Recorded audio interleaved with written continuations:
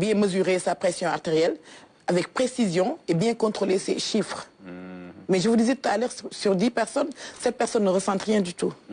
Donc c'est l'hypertension aujourd'hui qui expliquerait voilà, cette recrudescence d'AVC, d'AVC, de dialyse, de crise cardiaque, de cécité sur la rétinopathie hypertensive, de tout ce que vous voulez, parce qu'il y a des comorbidités effectivement, avec le diabète, la dyslipidémie, les syndromes métaboliques, on ne peut pas s'échapper.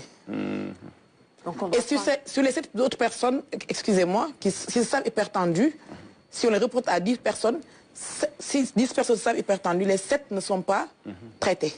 Il n'y a que 3 qui sont traitées. Ah, parce qu'elles ne savent pas qu'elles sont hypertendues. Non, sur les 10 personnes qui se savent hypertendues, les 7 ne sont pas traitées. Pourquoi? Qu'est-ce qui expliquerait cela? Pourquoi Parce que tout simplement, la douleur n'appelle pas, il n'y a pas de signe nerveux, on ne ressent rien, on est hypertendu et on se dit que c'est une maladie chronique. Le principal problème, c'est que il y a des toutologues, je les appelle toutologues entre guillemets, qui te disent le médicament, si tu le prends, c'est à vie.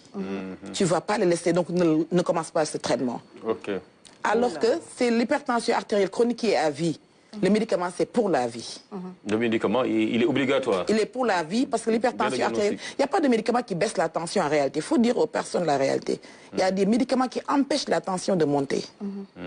C'est comme un ressort. Je pose mon pied. Dès que je lève les pieds, le ressort saute. Et que faites-vous de nos remèdes traditionnels? Par exemple, le quinquilibre. On lui prête des vertus contre l'hypertension? Oui, le quinquilibre, c'est un diurétique. Vous savez, dans l'hypertension artérielle, il y a des classes de médicaments.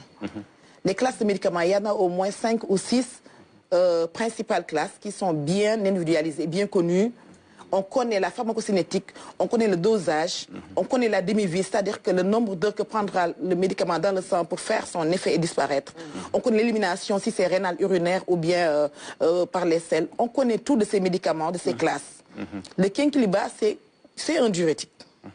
Les diurétiques font partie des classes de médicaments qui augmentent la diurèse, c'est-à-dire qu'au niveau des tubes rénaux, en fait, ils augmentent la filtration tout simplement.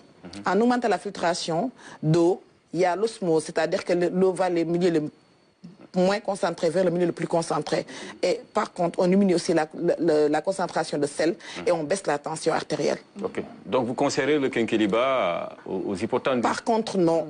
Je ne connais pas sa pharmacocinétique, je ne connais pas sa pharmacodynamique, je ne connais pas sa demi-vie, je ne connais pas son effet sur le long terme. Je sais que vous le prenez, vous urinez plus, donc votre tension va baisser. Mais pour combien de temps?